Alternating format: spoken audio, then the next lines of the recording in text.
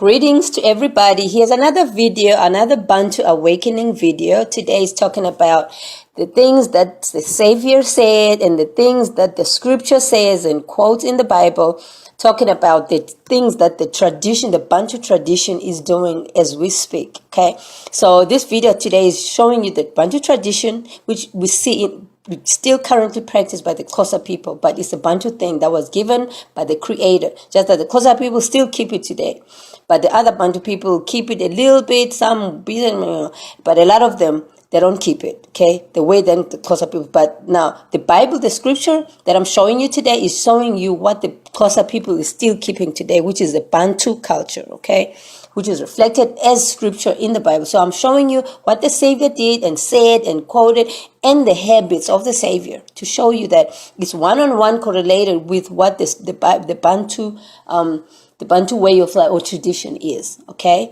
so I will start with the white robe thing that the Savior keeps talking about in Revelations. Talking about people in white robes, all those in white robes, they were given white robes, white robes. So what is this white robes all about? Let me start with the Revelations 3:5. Talking about he who overcomes, and Savior now talking, or Sonini talking. Let me just say Sonini, because now the Savior was wearing the word, which is part of Sonini, soul of Sonini. Okay, so he says, he who watch my other video if you're confused. He who overcomes will, like them, be dressed in white. I will never blot out his name from the book of life, but will acknowledge his name before my Father and his angels, okay, his messengers and other.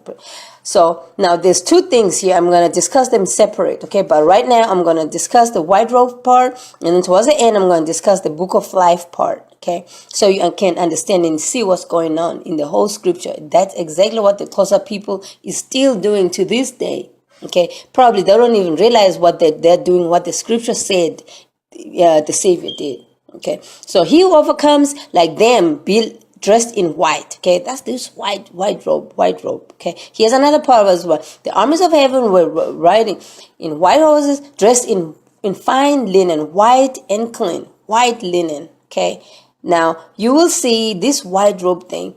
Each, Revelation 6:11 again, each of them was given a white robe, and they were told to wait a little longer.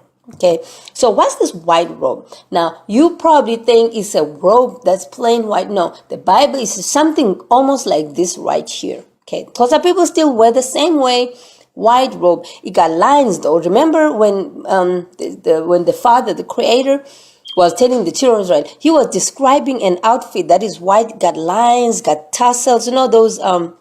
Let me show you one of them that's got those in here. There we go. See, it's got those tzitzi. They call them tzitzi. Okay, so the fake Jews even have a name for it. They call it tzitzit. Fake Jews, they're copying every word. So tzitzit, according to them, fake Jews, but in Bantu it's called tzitzi. All right, so that's what this lady is wearing. Okay, so them white robes is exactly that. Got lines, not just plain white. It's plain white with all those symbolism that were given by the Father, the Creator. Say you must have tassels here, you must have this here, must have it down here, and it must have this color. You know, all of these things that the Father said we have to have in our outfits. Must be white, but then with those lines in there and those things. That's the garment that even the women with the issue of blood touched the Savior and got saved, got healed from whatever she had. So she touched one of those tzitzit at the bottom, or they said it's the hem of his garment. So that's exactly what we're talking about. So this white robes is exactly that, not what you think. You know, the media is showing us. Media showing us this white robes, people wearing white. No, it will be something look like this here. Okay, it will look almost like something like this. Okay, but you know, it's different designs, but the concept is the same. White with lines, boom. Okay, and see different example. I didn't even know they were wrong way about it, but there you go. Okay, and here's another thing that I want to show you. It's still about these white robes, just to show you it's exactly what the Xhosa people is doing. So Revelation 7:9 says, we're wearing white robes and we're holding palm trees on their hands. Okay, that's what the English translation say. But now the closer translate the original scrolls. Watch my other video that shows you the original scrolls were in Xhosa language. So now I'm showing you what Xhosa language says. Xhosa language original scrolls says they were covered. They were covered with long white blankets. That's what 7:9 says. It doesn't say we're wearing white robes. 7:9 is something different because they are wearing white robes. They are covered in white blankets. So they are wearing white robes in the other one. They are covered in white blankets in 7:9 in Revelation 7:9. Two different things, but the same practice by Xhosa people. Those people wear the white robes and cover people with white blankets. There we go. And then they were having. See, wambu, ngubo. I mean, somebody who knows Bantu language will tell you ngubo is a blanket. It's not a robe, it's a blanket, okay? A robe is ivato, okay? It's what you wear. But a blanket is a ngubo, okay? So that's what 7:9 says. They were covered in ngubo, in blankets, ezinde, which is long, white. Then, now, here's the second part I want to bring your attention to now. That picture is a reflection of exactly what people do. Now, I will talk a little bit more about this picture, what's going on in that picture, and you can link it with the scripture, okay? Because you have to understand the Xhosa tradition, which is a Bantu tradition, but now it's still kept by the Judah people, the Judah tribe, which I see the Xhosa people doing it. So, the Bantu tradition reflects exactly what the scripture says, and you have to understand it so you can understand scripture. Take an example, you want to understand this white robe thing, if you want to understand how Xhosa tradition works, okay?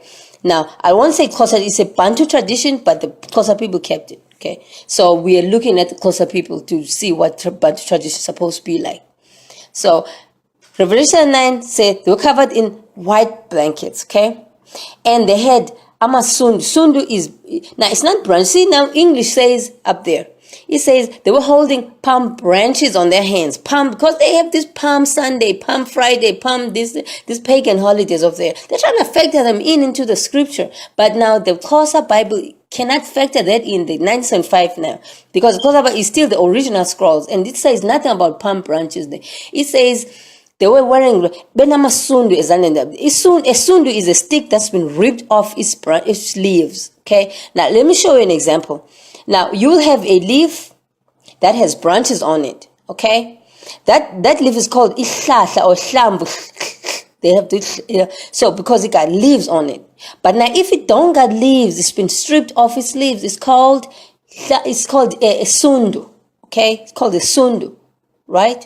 So the kids, okay, they've been kids before. So them teens who went in, okay, let me explain what's going on in this picture here.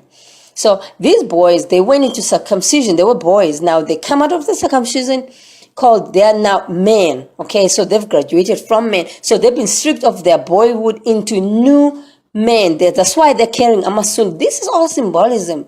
And if you understand Xhosa tradition, you'll understand what scripture is talking about. So these teens now, because you go into circumcision when you just turned 16, from 16 going into 18, in that age range, that's when you start going to circumcision school. So they went in there, and now they're coming out. It usually takes 3 weeks. They're coming out, and they're always covered with white blankets. So they're given white to show that they've graduated, they've moved, they've passed over to manhood now. They're men. And now they're carrying the msundu. Msundu is a stripped off branch. It's called a sundu. So that's what Revelations 7:9 original scroll says. They were carrying amasundu, which means they were carrying these branches that are stripped off the leaves. Okay? So they're no longer branches. They are carrying amasundu, right? That's what that benamasundu on their hands. All right, now the palm branches, pagan English, you'll get lost if you just see that English. You need to understand it. At some point, I'm going to do Revelations verse by verse, translating the English to the Xhosa original scroll, so you can understand scripture better. Okay, I've already done is a pioneer.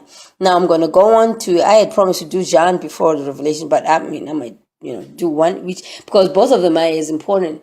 Okay, but Revelation is a little deeper and longer. Okay, but I will do both of them eventually. All right. So now let's come back to this thing. So they had those branches on their hand. They were covered in white. Okay. So they're moving from boy to man. Okay, they're passing over to a different. So that's what Revelations are. Now, if you understand closer tradition, what goes on in there, you will clearly understand what Scripture is trying to tell you in Revelations 9. That they were white robe, and they were holding palm branches in their hands. That's what 7-9 is, exactly that picture. That's what it's talking about. These people were in heaven looking like this. They were covered in white blankets, not wearing white robes. You understand now? Clothed in white robes with palm branches. No, that's what the pagans saying. They were not clothed. They were covered. Wambu means cover. They were wambu. Wambu. Look at that. 7-9, the closer one. Okay. So you can understand somewhat better. All right. So now I need you all to understand a whole lot of other things.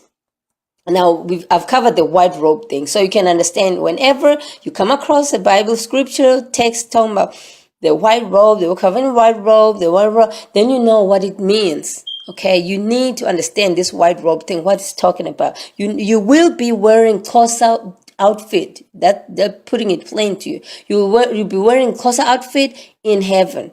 That's what this implies. Because if the Savior, Msindisi is his name now, if Msindisi was wearing exactly that, and he comes wearing that, and he's quoting, referencing people who will be coming in there, will be wearing that. That means that is the dress code. Clear. Because that means you will not be wearing those pants, those Bermuda you are wearing here. No, you won't be wearing none of those kind of stuff. You'll be wearing what he designed, what he's wearing right now, what he, as in the Father Creator now, designed, and everybody got to be wearing exactly the same thing. That's Xhosa tradition to this day. All right. So you have to understand that. That's why I'm showing you now this one. Now, here's another one that I want to show you again. The marriage about the silver lamb. Now, this one I'm going to dwell a little longer so y'all can understand what marriage is talking about. How this marriage happens. What are the key factors you got to capture when we talk about marriage, supper of the lamb, marriage, okay? And you can understand how marriage in the cultural tradition happens. And you link it to the scripture as well, because, we have to link this stuff. Okay, now let's look at Revelation 19:9. And the angel said, write this, blessed are those who are invited to the marriage supper. See, this marriage supper of the Lamb. And he said, these are the true words of the Father, the Creator. Okay, so marriage of the Lamb. Now here is how the marriage in cultural tradition works. And it ties in exactly with how scripture describes how marriage is, okay, and how things work out. Just as the Bible won't cover everything, that I'm covering you everything so you can see the 1-3 snippets that the Bible, snapshots that's shown in the scripture, then you can start fitting it in within the bigger picture. I'm giving you a bigger picture right now, okay? Fit in what you read in the scripture and you see how it pans out, okay? And you understand better. All right, this is all the main point is for you to understand. So this is how it starts off. So the single man spots a girl that he likes, okay, somewhere maybe by the river, he was going or wherever, we're talking village talk now, the real, not the Western, shopping mall, no, by the river, okay. So he sees this woman that he thinks he like and all, so now, then he starts thinking, I think I wanna, get her to be my wife, because there's no dating things. This dating thing is the Western, promoting harlotry and, date. No, there's nothing like that. If a man sees a woman, it's because he want to marry her. That's it, not trying to be friends. What are they going to do? Because even the Xhosa tradition doesn't give room to be friends with a man, because men have strict roles that are only for men, and strict laws that are only for women. Now, when are they going to be having friends and friendship? It don't cater for none of this Western, thing, this harlotry. So if you follow the Xhosa tradition, you'll understand how the world was designed to be perfect. But now the Western culture, the devil started introducing the stuff in it. So now this is how it works. Okay, so the man sees this woman, and then he goes and tells his family. So the man tells his family now that I saw a woman. So now there's two things that happen. Let me discuss the first one first, but they both culminate into same. Okay, now here's it happening. So it's either, the man Now, that's how it was designed, I think. But I don't know how the other second one I'm going to discuss came from.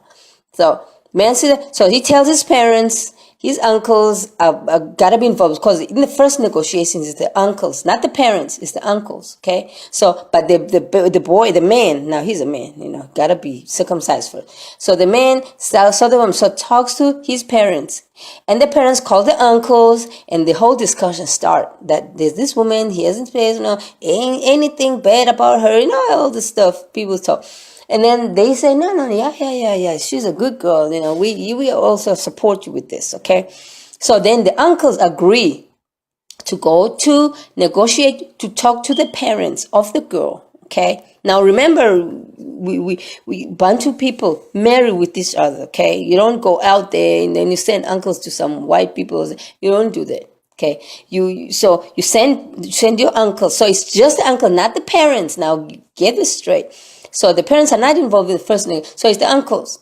So maybe Sonini thought that it's better to involve, because the parents are closely sensitive to their daughter or the son. So they don't want to. Sonini maybe didn't want arguments and personal stuff in there. So at least the uncles are a little objective than the parents. Okay, so that's probably why. I don't know why Sonini designed it this way, but the uncles go first. Okay, so then the uncles go and negotiate what is something called Lobola to the parents. Okay, so but sometimes see what the uncles do. Okay, maybe before the Lobola stage, they first go there to the parents. Okay, parents of the daughter. Talk to the parents of the girl that's been spotted. Say, hey, uboniwa, that means you've been seen. Okay, if the Bible was going to cover this one, the Bible was going to say, hey, you've been seen, because they just translate one-on-one. So say somebody has seen you and this and this and that, and then that's the uncles now. So now when the uncles go there the first time, they go with the man, so that the man can be identified as the right key person. Okay, so it's the uncles and the man, prospective husband. Okay, so they go to the woman's home, and then in the woman's home they meet up with them uncles in there. Okay, the parents and the uncles, but the uncles are the ones in the forefront. Okay, the parents are taking more like a backseat. Okay, so the parents call the daughter. So when they come in, they call the daughters just to say one. So the first discussion happens, and then somewhere in between the discussion, they call the woman, the girl, to just say one thing. Do you know these people? Yes or no? She don't say nothing more. Just say yes or no. Don't say, hey, I know him. We've been dating. I've seen him. You don't say nothing more. You just say yes or no. You know these people? Yes. Okay. You know this man? Yes. Good. Bye. That's it. So then the negotiations start happening. Oh, okay, you know each other. And then the man talks about, now imagine now the woman is not involved. The girl is not involved with saying, yeah, I want to marry this man. No, she's just back there. So then they start negotiating, and then the man says, I want to marry your daughter. And if the parents, so the parents are the ones that decide yes or no, not the girl. Right. So the parents know what's good for the girl. Okay. So the parents agree, let's say now the parents agree, okay, eventually that, yeah, we would like you to, marry our daughter, So sometimes they say, no, we want to think about it, and then they set up a certain date that both of them, everybody know, and then they come back to discuss again, okay. So, but now most of the time, they just agree on the first day, okay, to say, yes, we know him, and we agree you're going to marry, okay. So as part of that discussion, sometimes they say, then we might as well discuss how much the lobola should be. But most of the time, they always think it's moving too fast. Okay, so they say, okay, we agree, then you'll come back at another day, 3 days later or whatever. Then we can discuss the lobola.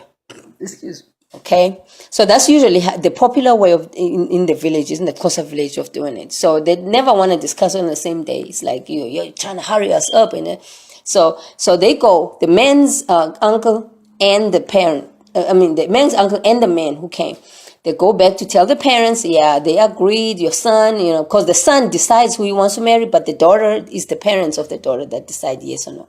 So the daughter, so the parents of the man, they say, okay, then, we are happy for your son, blah, blah, blah, we know that the family and so forth. So the uncles So the uncles now are told that they're gonna go back in there to discuss the lobola, the amount. Now this lobola thing is the amount that gotta be paid to get the daughter to marry the man. Okay, so it's like something that is a gift to the parents of the daughter. Okay, because the daughter is gonna leave her family totally, change identity, everything. She cannot even go back to Mama Tomba. I'm fighting with the husband. He should be calling them. She can't do that. She gotta totally leave them. So now for that to happen, at least the man gotta, pay the parents some kind of money or some kind of, but it's called a lobola, okay?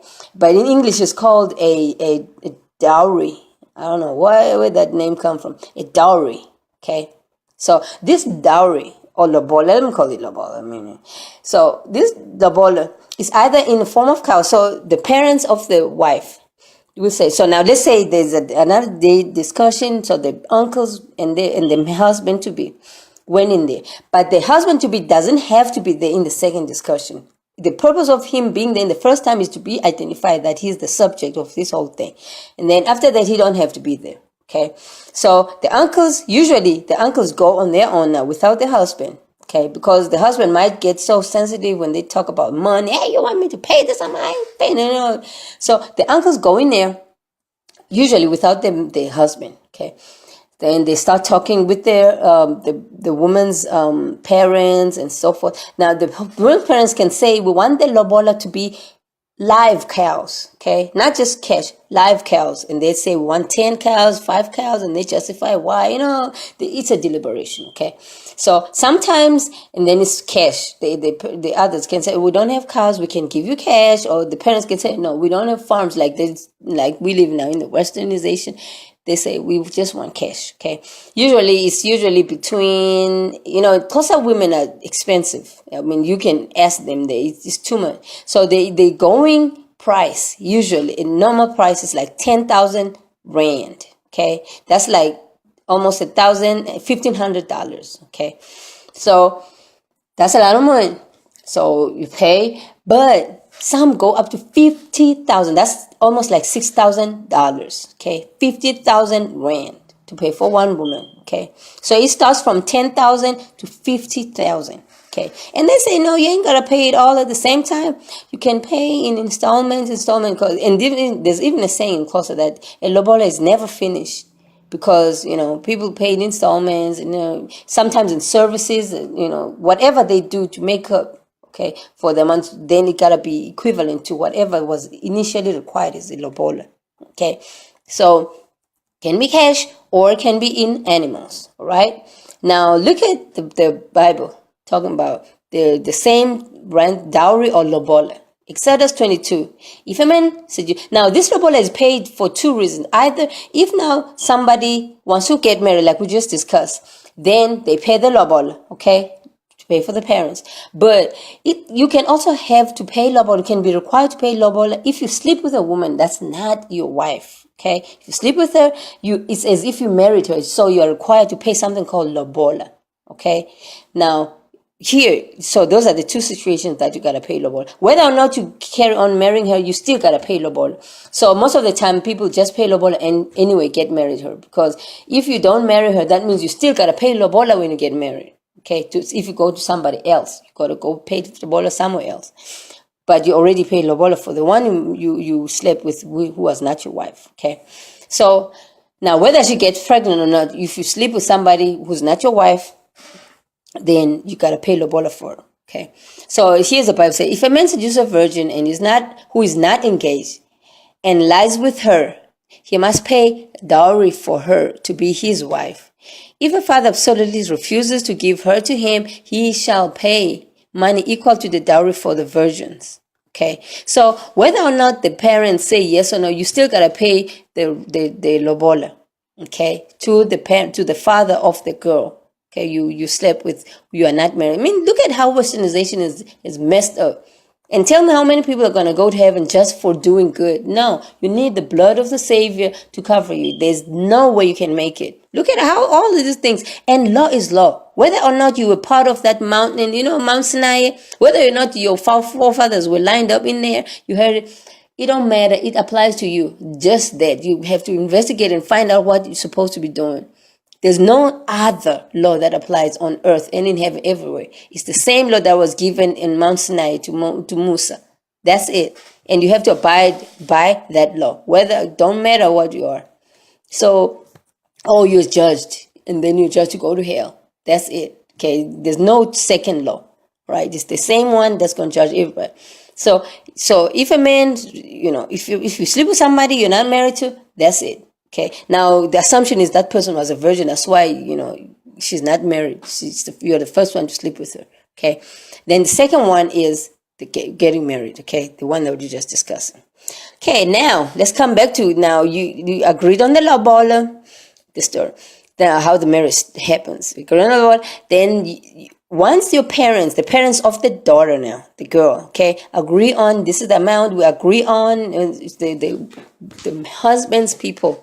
Let your people tell my people. So the husband's people agree with the wife's people, prospective wife's people, okay, on the amount, and the man, when he starts paying. Now, a lot of the time, the parents of the daughter always want that first installment to come, and then they'll say, then we declare her as your wife. Then you can sleep with her now.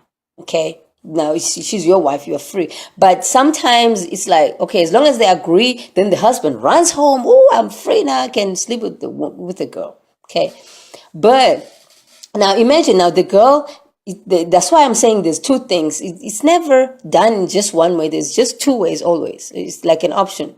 So the option number one I'm discussing now, the woman is still at her home. So the husband is gone home now. Is at his home, at his house. So the uncles come back with the good news that the Lobola amount has been agreed upon. So the man says, okay, that's the amount we discussed. So, okay, everything is cool now. I've got a wife. So all I got to do is go pick her up at an unannounced time. I think that's the option that the Savior, Cindy, is using, where he goes to pick up his wife unannounced. Because it's called abakhozi.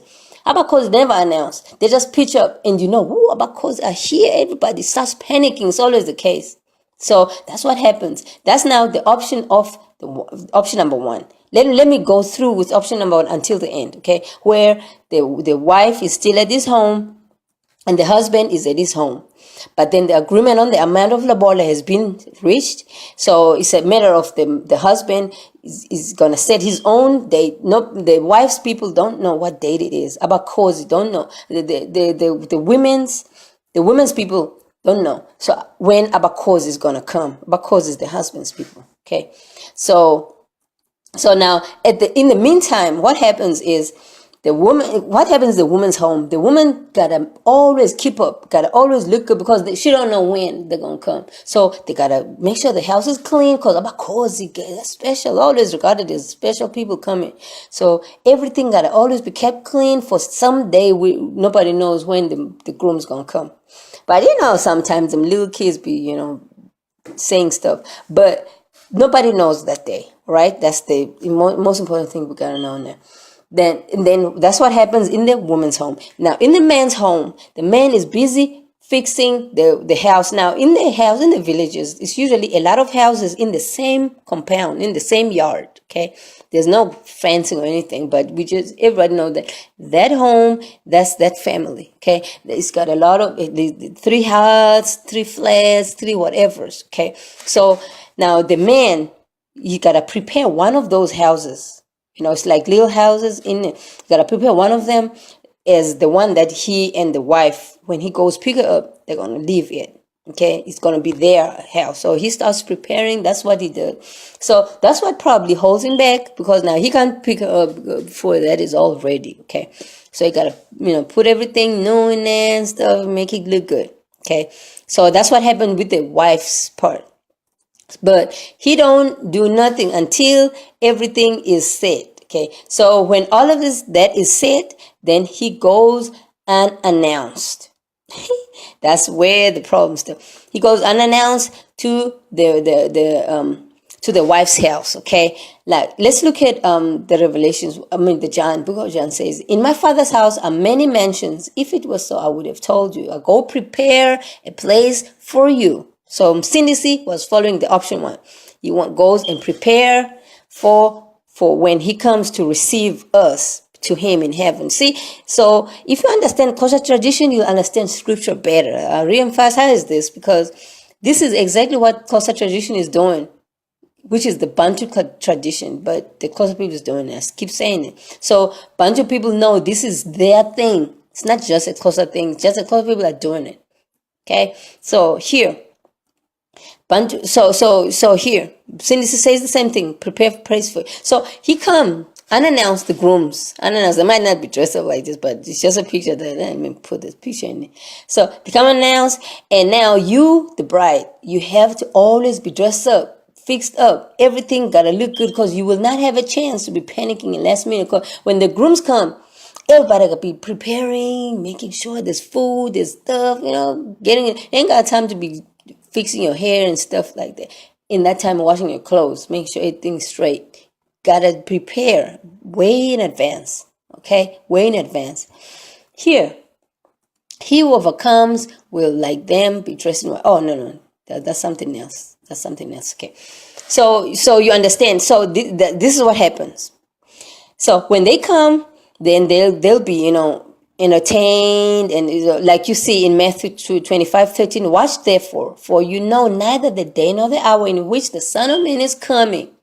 So that's alludes to that the grooms abakos will come unannounced. That's what happens.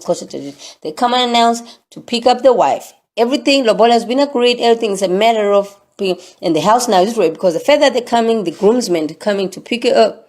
Now the groomsman is made up of the man himself. He's the leader now, the husband. He's the leader of the group. So he goes over there, not uncles, he just goes over there with other peers, with his peers.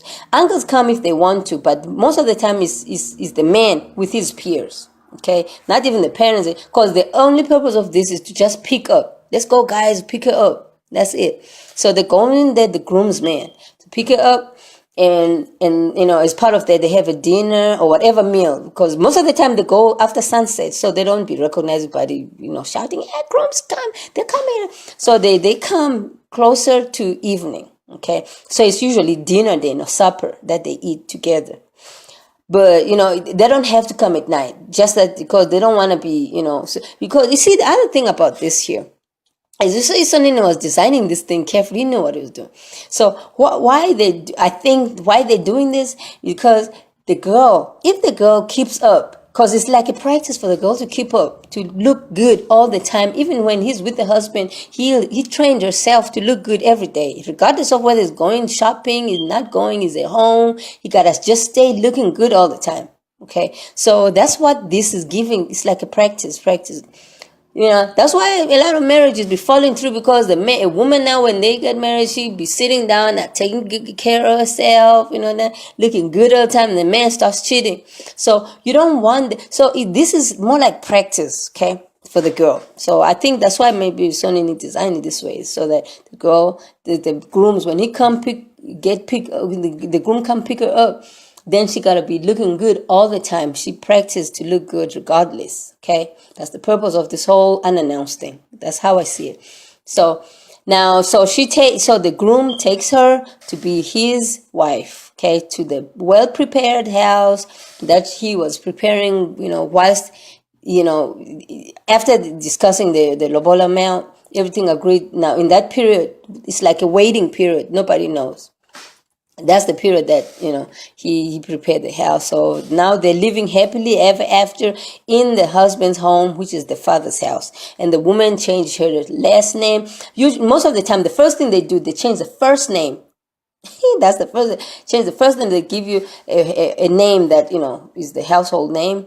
So you don't use your old name. You use your name that the husband gave the husband, the household gave you. And then the last name you'll use, which is a clan name. It's called the house of. Okay, it's not a last name like a surname. That's how it works. But now, because with these new ideas, this westernization, they demand a last name. So then we have, but we still call it the house of. Abakwa, abakwa. That means the house of. Okay, so you be in the house of, which is the last name or the clan name. Okay, but then the first name changes. All right, so you live happily ever after, and then at some point now, when does the wedding come in? So at some point, like within 3 months, usually usually within 3 months. Then the husband, now remember, there was cash that was paid to the wife, okay? Here's something that now is interesting, is the wedding is usually done at the husband's home, but the wife's parents, wife now, pay for the expenses of the wedding, okay? So because now they receive the lobola, but we don't say it's because they got the lobola money and anything. No, it's just tradition. That's how it works. So if y'all decide to do a wedding, usually most of the time the wedding is done, because so the whole family can now understand we're united. These are the extended family. Everybody know the new family now, because now y'all are both a family. Okay, so that wedding, purpose of that wedding is there. So the wife people are the ones that pay for all the expense, but the wedding is done at the husband's home. Okay, so then everything is done and the wedding, up to the end. Now that's option 1. Okay, option 2 is almost similar, but there's a little difference in it, which I don't know where this comes from, but I'll discuss it anyway. So option 2 is the man sees the woman. Okay, let's start back to square one. The man sees the woman somewhere, I think I like this woman. But he don't go home to say, parents, can y'all go, uncles, go to the woman's home and stuff. No, he don't do it like that. What he does, he gets people. Usually it's his peers, his other people, his age group, or, other people who can help him. He gets his people, and then they tell him that, oh, this woman usually goes there, goes pick up water, fresh water by this river. So what they do, they go and capture the woman, more like kidnapping. So they capture this woman and take her to this man's house. So the man will be there too. So they capture the woman and take her to this man's house. Okay. So, but then, she's kept there, but the sun must not go down before the parents are told about this event. Okay, so when the woman is captured, she's locked in this home, this man's home. She's locked in there. She's not allowed to go out. Okay, she's literally locked in there. Okay, so now in that same day, the parents gotta be told. So a delegate gotta go and tell the parents, not the husband, a delegate. Go tell the parents, now we got your daughter. Now the daughter is Now that discussion is almost similar, is exactly similar like what the uncles go and discuss, that your daughter, we like your daughter, you remember in option 1 we just discussed. So they go to the parents. So this delegation can be uncles or his peers, but people who just go there to inform the parents that the daughter is over there. Don't worry thinking that she's missing or anything. She's at this man's house. This man is intending to marry her. So now when this woman is at this man's house, okay, this man is not allowed to touch her, not in any form or shape. He cannot touch her. Okay, so that's what happens. So she just stays there without being touched by this man until everything is finalized. Lobola agreed, and then he can sleep with her. Okay, so but in that, so the option 1 and 2 only differ where the woman, somewhere a little bit down the line. So when the woman now is not at her home, every deliberation, all these discussions and everything happen, she is already at the man's house. Okay, and usually this happens when the man already has a nice place. All he wanted to do is to just look for a wife. Okay, so because the man will not prepare a place whilst the woman is already in there. No, he first does all gets his ducks in a row, then he starts looking for a wife. Okay, so when the woman is already at the man's house, the assumption is the man's house is already right. That's when on that basis the parents agree that we agree that you can marry our. But if the parents say no, we don't, then they have to return the woman. Same day, they have to return the woman back home. Okay, and he's not allowed to touch her, or he's gonna be punished. Severe punishment in the village. Okay, so that's what happens. So now let's say the parents agree, because if they don't agree, that's the end of the whole process. Dead end. Woman go back home. That's it.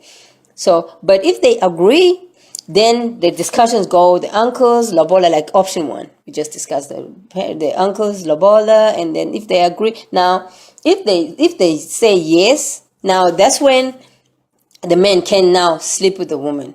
It's his wife now. okay? The agreement of the Lobola or the payment of the first installment. But the minute the agreement is there, then it gives him the right to have her as a wife, okay? Because the Lobola is there. Whether or not he has paid the first installment, the parents, sometimes the parents say, no, we don't want anything to happen to our daughter until we see the first installment or the full Lobola. Gotta be paid in full before, like in Joseph's time, is it Jacob or where he had to pay in full first before he could sleep with the wife. So in the scripture, that's how they do it. But now in the cultural tradition, sometimes they do it that way to say the Lobola gotta be fully paid, but a lot of people don't have money to pay this. And then the woman be sitting there, all the installments being paid, and she's just bored sitting at the man's house. So most of the time they say, no, if you pay or you show you can pay, and because we know your family is well off, we know how many cows you all got or how many money, then they allow her. Because the minute they sleep together, then he's the wife or she's the wife, and so, and then he's entitled to pay the full lobola as agreed, okay? But then, so now here's a part, the part of the groom coming unannounced. So that means that part don't happen because the woman is already there. So the only thing that they're going to be waiting, the women's people, they're going to be waiting for is when the discussion about the wedding. Because the men are the ones who organize the wedding and everything, but they just go there to the wife's home to invite them and tell them about the date of the wedding, because the wife people are the ones that are still paying for the wedding, regardless of the organizer. The man people organized and put everything, and then the wife people pay. Okay, so that's more like solidifying the relationship with the, you see how something designed our lives, because it's more like creating that trust between the two families, and there's never fights. I mean, there's never really big fights about, oh, you're extravagant, you get stuff that we're supposed to be paying for and stuff. So it's never those kind of fights for some reason. So it really solidified the relationship between the wife's people and the husband's people. Okay, this whole thing about the wife people paying. Okay, but in the westernization, things don't work anywhere close to that. In the westernization, you pay for what you organize. It's just something else. And there's no lobola anything anyway.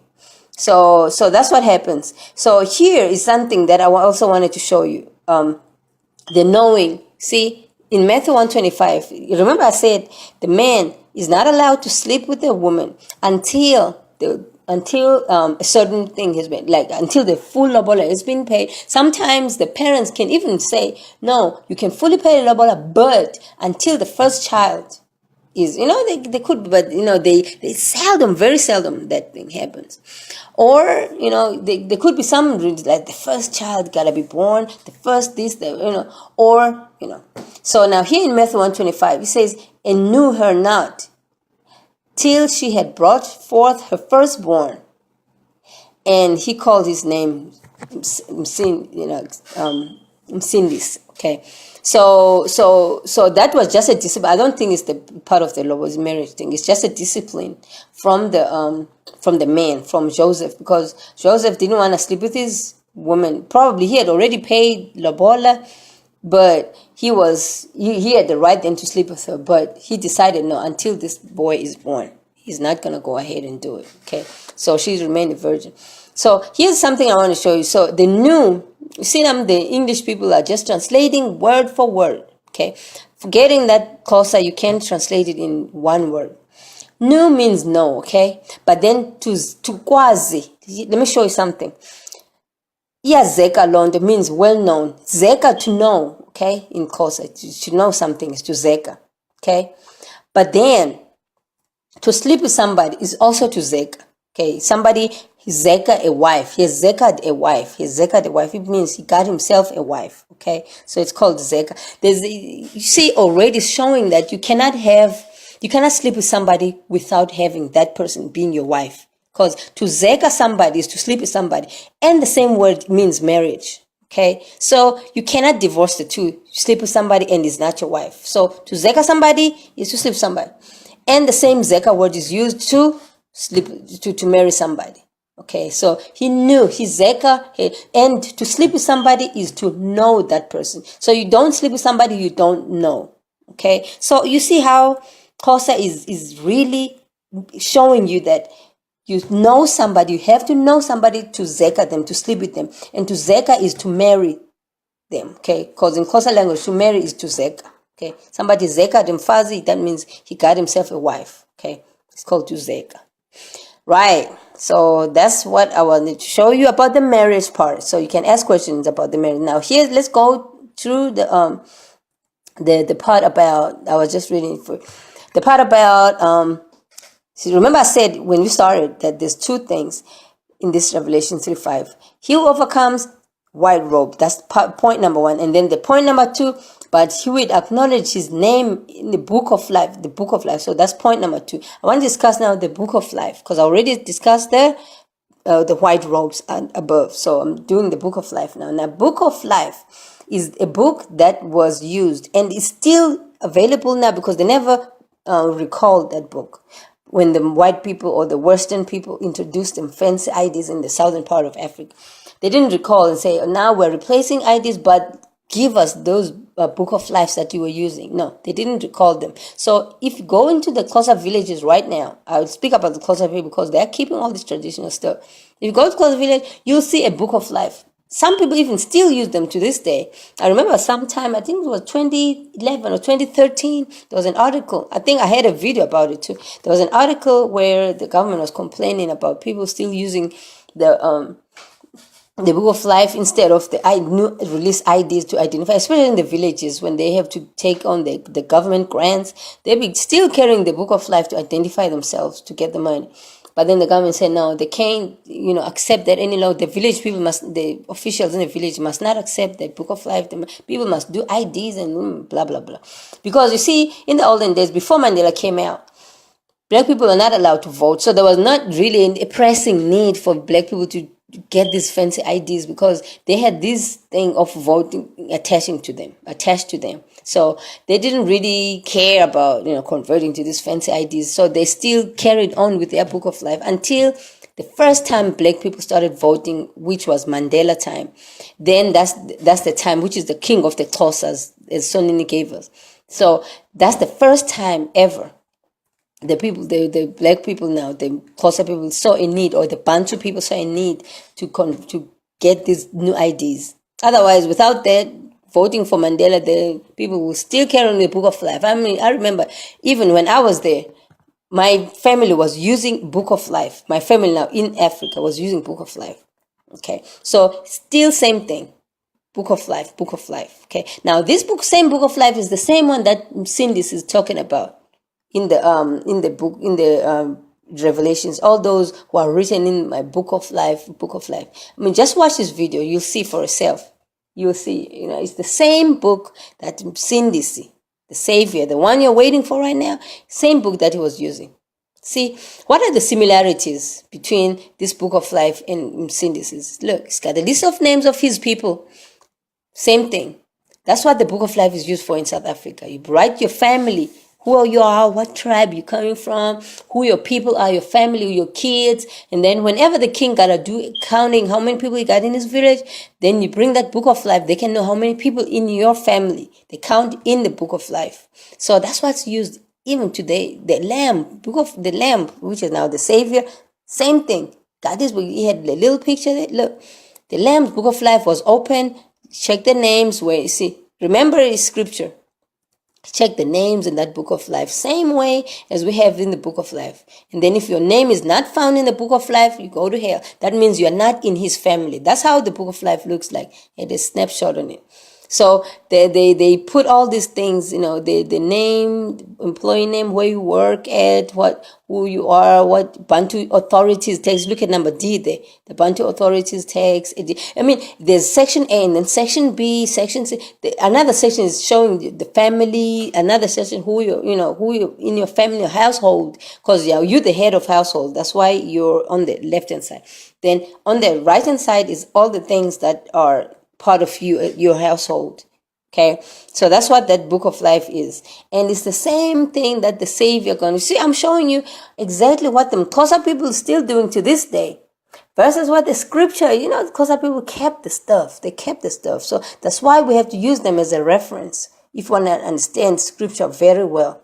Because the Sindisi we're waiting for is a Xhosa man, clear 99, wearing his Xhosa outfit. They call it white robe, not white. It's got lines there. It's got lines, it's got tzitzit, it's got talit, because he has to wear what the Father designed as well. With all those things that the fake Jews are telling us, then we know, oh, that's how the lines, because now we know how the outfits are, because the white fake Jews are wearing exactly the same things that Xhosa people is wearing. So you can actually understand that's what Msindis is wearing in heaven right now. Okay? Ask questions if you understand. Bye.